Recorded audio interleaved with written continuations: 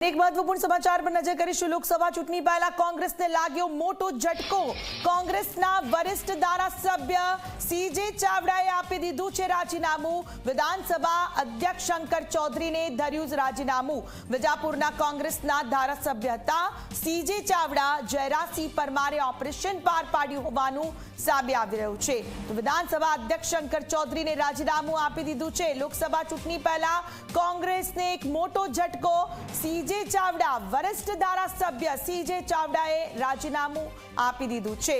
महत्वपूर्ण है कि 2024 लोकसभा चूंटणी पहला कांग्रेसना दिग्गज नेताओं राजीनामा आपी रह्या छे, कांग्रेस ने छोड़ी रह्या छे।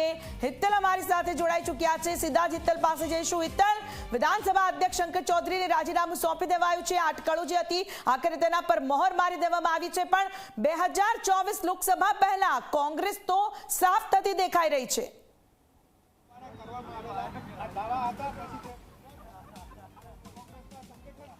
जी ચોક્કસ એવું કહી શકાય કે સીજે ચાવડા એટલે કોંગ્રેસમાં ક્યાંક ને ક્યાંક ચાણક્યની ભૂમિકા દર વખતે તેઓ નિભાવતા હતા। તેમને આખરે કોંગ્રેસના ધારાસભ્ય પદેથી રાજીનામું આપ્યું છે। વિજાપુર બેઠક પરથી તેઓ ચૂંટાયા હતા।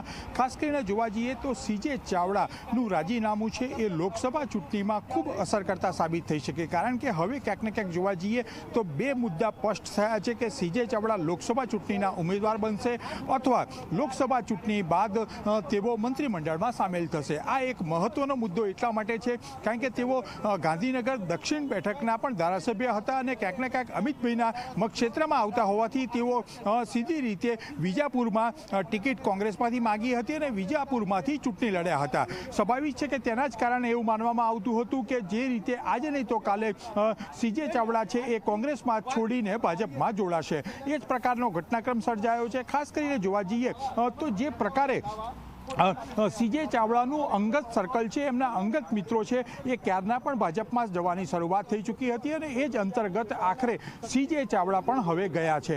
જો તમને યાદ હોય તો 4 જ દિવસ પહેલાં જે ધારાસભ્યો અને ભાજપમાં કોનો સમાવેશ કરશે એમાં કમિટી જાહેર કર્યા પછી પાછળથી એક નામ ઉમેરવામાં આવ્યું હતું જે સીજે ચાવડાના ખૂબ અંગત મિત્ર છે અને એમના જ દ્વારા આ સમગ્ર ઓપરેશન પાર પાડવામાં આવ્યું હોવાની જાણકારી મળી રહી છે। સ્વાભાવિક છે કે જે પ્રકારનું ઓપરેશન હાથ ધરાયું અને સીજે ચાવડા છેલ્લા 2 વિધાનસભા ચૂંટણીઓ વખતે તેઓ કોંગ્રેસમાંથી છોડીને ભાજપમાં જોડાશે, ભાજપના ઉમેદવાર બનશે તેવી અટકણો અનેક વાર થઈ હતી, પણ આખરે આજે એ રાજીનામું પડી ચૂક્યું છે। જી હિત્તલ, વધુ અપડેટ આપની પાસેથી લેતા રહીશું। આભાર। તો